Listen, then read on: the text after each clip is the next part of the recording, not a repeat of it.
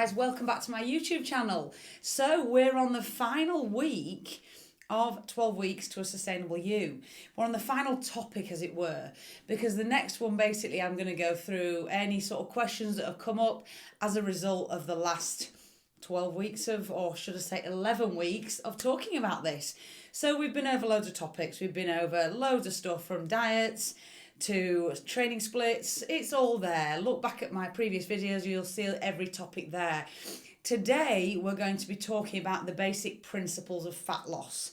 Now, a lot of the things we're going to talk about today may have been covered in previous videos in more detail, but I want to make this more of a general principles of fat loss. If you're looking to lose some weight or lose some fat, some of these principles you will definitely want to take heed of. So it's probably split into three main categories. The biggest one, obviously, is going to be nutrition. Then we're going to talk a bit about sleep, which is still very important. And we're going to talk a little bit about training.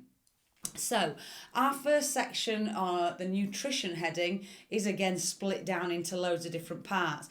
One big one, and we've talked about it in a previous video, is protein. If you're in a fat loss phase, protein is going to be your biggest friend. It's great for keeping you feeling fuller. And as we discussed in the protein video, and if you want to know more about it, look back, protein has something what we call a higher thermic effect of food. So it takes more energy for the body to digest protein. So if you're eating more protein in the diet, you're burning more calories without even trying. So definitely get that protein up in the diet. That is going to be number one to help you out. Healthy fats. Now, be very aware with fats that they are higher in calories. So per gram of fat is 9 calories. So they are high in calories compared to other macronutrients, but think about making swaps. Not so good fats for healthier fats. That's the way I would look at it. Because again, fats keep you fuller for longer. They've got that satiety index we talk about, where they keep you feeling fuller for longer and you might not want to eat again. And obviously that keeps the calories down, because we're all about keeping the calories down if we want to lose fat. Now, beverages and drinks. There's a lot of very sugary drinks out there that have a very low nutritional value. So if you're drinking drinks that are high in sugars, swap them out. Swap them out for diet drinks, water, low sugar squashes. There's no point in having sugary drinks in your diet when you're trying to lose fat. You're gaining absolutely nothing from it, to be fair. So make those drink swaps with the low sugar, low calorie options. Alcohol's another one. Now, alcohol is 7 calories per gram, would you believe? So it's higher than standard carb macronutrient.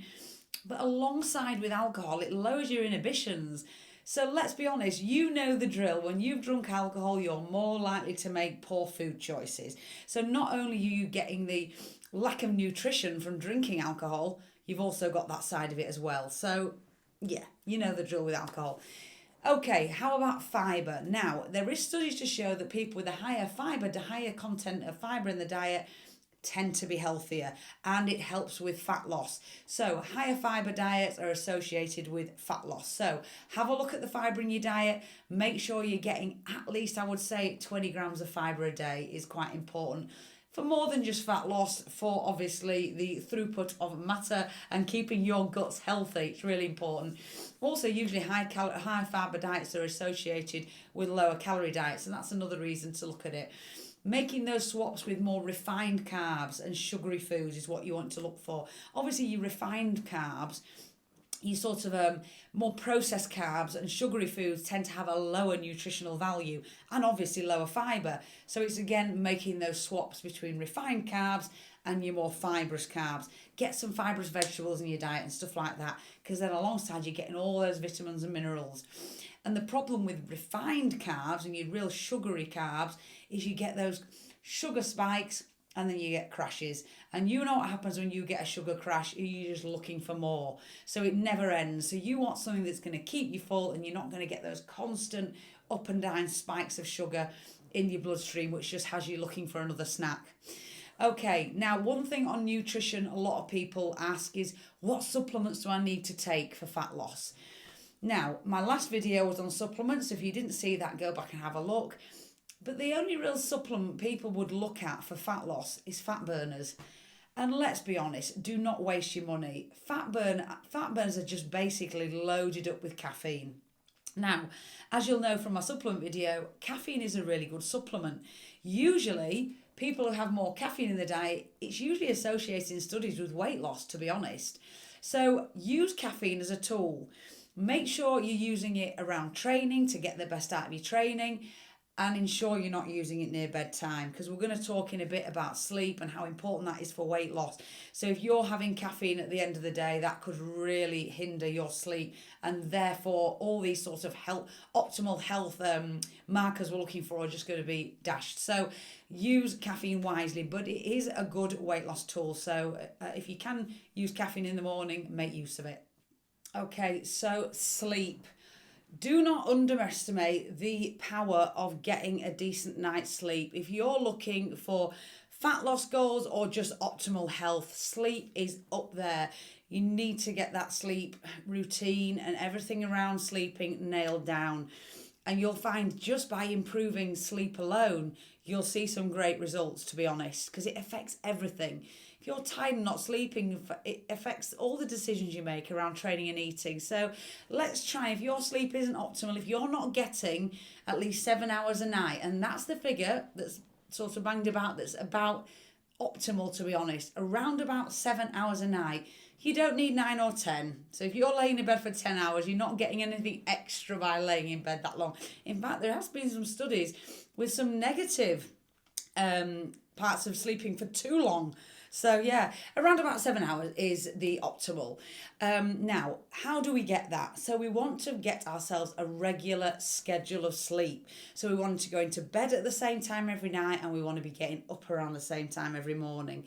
Now, that might take a while to get in place, but you'll find eventually you'll just wake up at the same time without an alarm. I rarely have my alarm wake me up these days. I just wake up at the same time, and sometimes it's within a minute, and I think, wow, that's amazing. Again, on the sleep side of things, if you didn't watch my video on chronotypes, watch that, because if you're interested in sleep and how we're all different in terms of being night owls or early birds, have a look at my sleep chronotype video, because it's really interesting. So don't force yourself into getting up at 5 a.m. if that's not your thing. It doesn't suit everybody, but you need to get yourself a sleep routine, so a wind down routine. A way of switching off from the day. So whether that's you need to switch off all your screens, switch off Facebook, switch off the TV, have a wind down routine. And same in the morning. You need a morning routine as well. You need to have a schedule in place for your day in order that you can sleep well. Also, making sure you get plenty of light during the day. It doesn't have to be sunlight, because let's be honest, in England we don't get a lot of that.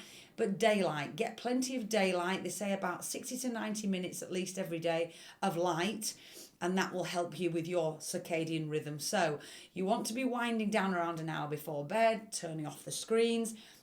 And remember, caffeine. We talked about caffeine earlier. Caffeine is a great supplement for weight loss, yes, but it stays in your system for 6 hours, would you believe? So you need to be cutting off your last caffeinated drink around about 3 o'clock in order to wind down for bedtime. So limit screen time. Remember that caffeine needs to be limited after sort of 3 p.m. Make sure you've got a regular schedule of sleeping, and let's see if we can get those 7 hours of sleep a night on a regular basis. Now, if you work shifts, that's going to be tricky, but let's be honest, shift workers and optimal health, that's going to be a tricky one, isn't it? Because we're not designed to work nights, but obviously in the world we live in, it's necessary. So unfortunately for shift workers, that's a tricky one. But yeah, do not underestimate sleep. Do whatever you can to get your sleep in order, because it will really pay dividends in terms of weight loss and optimal health. Right, training. So this is important. Obviously, if we want to lose fat and weight loss, training is up there. But really on this section, all I want to say is get a balance between resistance training and cardio. You don't need to go out and just do endless hours of cardio. Yes, it's good to get a balance, but I would say if you're not used to resistance training, add that in. Get a balance of both. So if you've never done any weight training before, maybe start with basic bodyweight exercises, get some resistance bands, and then maybe add some light weights in. And then maybe you'll get confident enough to go to a gym and use some of the equipment there.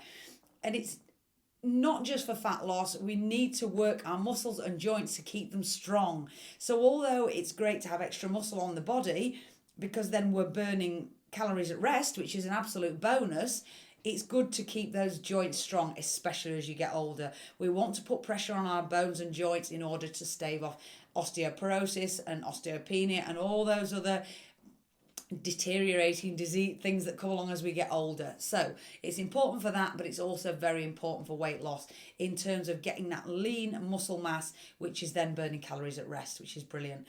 But cardio is important. But remember, cardio is simply a fuel burning exercise.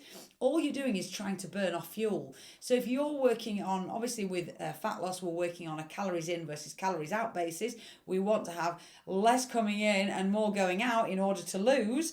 So using a step count or doing some cardio on maybe a bike or whatever you enjoy, a dance class, boxing, whatever you enjoy, skipping, find something you enjoy and do it. And maybe alongside that, set yourself a step goal. Because not only is steps and walking great for fat loss, they're also great for mindset. And it's just lovely to get outside and go for a walk. So if you're not getting more than maybe 1,000 steps a day in, start to try and build that up. Maybe try and get 2,000 in a day, 3,000, and build it up till maybe you're getting up to 10,000 steps a day. And that in itself will be a great thing for burning calories. But let's get that balance between resistance and cardio. Also, while we're on the subject of training, we might as well talk about spot reducing fat, because that's what everybody wants to know about. How do I spot reduce fat? I just want to lose this fat off this part of my belly or this part of my arms. What exercise do I need to do? Sorry to burst your bubble on this one again, but you can't spot reduce fat. Basically, when you are burning fuel through steps, through training, you're going to burn it off everywhere at once. That burning, when you're working, say, your abs or maybe your triceps, that burning feeling you feel around that muscle isn't the fat burning away. It's the metabolites building up, lactic acid building up in the muscle. It's a byproduct of the contraction of muscles, and that's what you feel burning. So it's not the fat melting away, it's the muscles and the byproducts of contraction. So don't use this as not a reason to do your resistance training, because you will burn fat off the whole body, but you can't choose where it goes from. That's really down to genetics. We all store fat in different places. And it will gradually go. There'll just be some places where it's a little bit more stubborn than others. But eventually, as you lose fat, it will go off those places. Don't worry. Just got to stick with it. But no amount of abdominal sit-ups are going to make you torch that belly fat, unfortunately. It's just going to be dedication to your diet, getting your resistance training in, getting your steps in, and getting your sleep right. And if you get all those elements right, you've cracked it, and you'll be on the way to those fat loss goals you've been looking for. But yeah, that's all I need to say about training. It's all about balance. Okay, so just to conclude this whole video about basically fat loss, what we want to do, just to conclude everything and bring it all together, it's just a case of starting to bring in some healthy habits.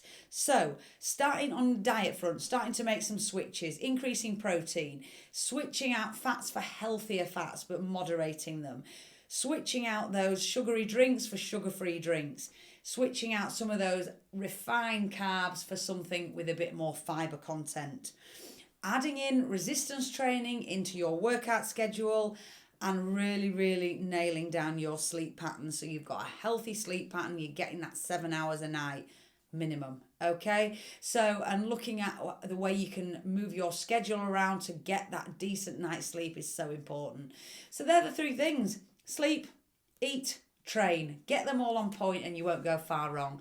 But if you've got any questions about fat loss, and some of my other videos go into more detail, so if you want more detail on the individual things, like the training splits, like whether cardio is better than weight training, I have done specific videos for all these points, so have a look back. This is more of a general sort of fat loss topic, so hopefully it's been useful. Any questions, any comments, put them below. Don't forget to like and subscribe, and I'll see you in my next video.